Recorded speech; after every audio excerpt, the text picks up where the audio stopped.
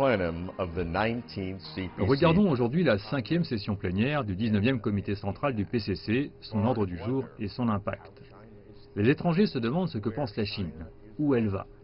Les sessions plénières du CCPPC sont des indices. Les sessions plénières du parti sont des réunions officielles du comité central, le congrès du plus haut niveau du Parti communiste chinois au pouvoir, auquel ont participé plus de 300 membres à part entière et suppléants. La 5e session plénière marque un point d'inflexion entre les deux objectifs du centenaire de la Chine. Le premier, la société modérément prospère réalise cette année en 2020 mise en évidence par l'élimination de toute extrême pauvreté. La 5e session plénière déploie un cadre du 14e plan quinquennal de la Chine, 2021 à 2025, le premier plan quinquennal de développement économique et social tourné vers les 30 prochaines années, vers l'horizon 2050. Le 14e plan quinquennal est jugé essentiel, compte tenu de la diminution du commerce international qui entraîne une baisse de la demande de biens chinois et d'un environnement mondial instable qui affecte la croissance de la Chine. Le 14e plan quinquennal prépare le défi aux défis économiques domestiques et à l'hostilité croissante de l'étranger. L'accent sera mis sur ce que le président Xi Jinping a appelé la stratégie de double circulation, le rééquilibrage vers le marché intérieur de la Chine.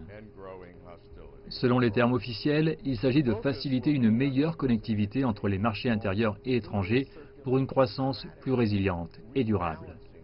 L'essentiel est la croissance de haute qualité et l'autosuffisance dans la science et la technologie, l'indépendance de la haute technologie, en particulier la conception et la fabrication de puces semi-conducteurs qui sous-entendent toutes les technologies de frontières, intelligence artificielle, 5G, supercalcul, informatique quantique et même les smartphones.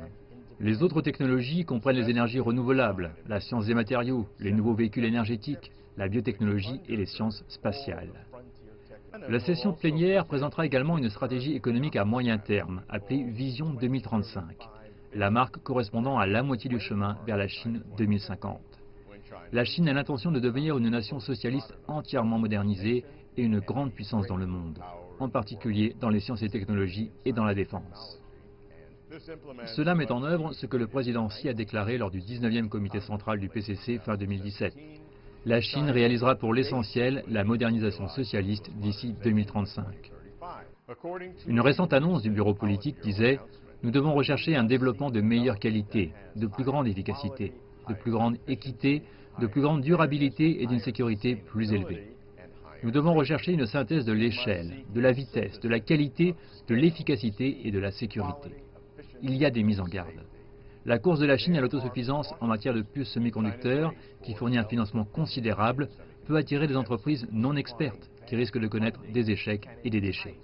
Récemment, la Commission nationale du développement et de la réforme a affirmé que les entreprises qui n'avaient aucune expérience, sans technologie et sans talent, devraient cesser de se précipiter aveuglément dans l'industrie.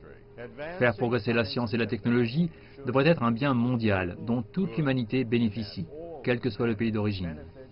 Le vaccin contre la Covid-19 en est un excellent exemple.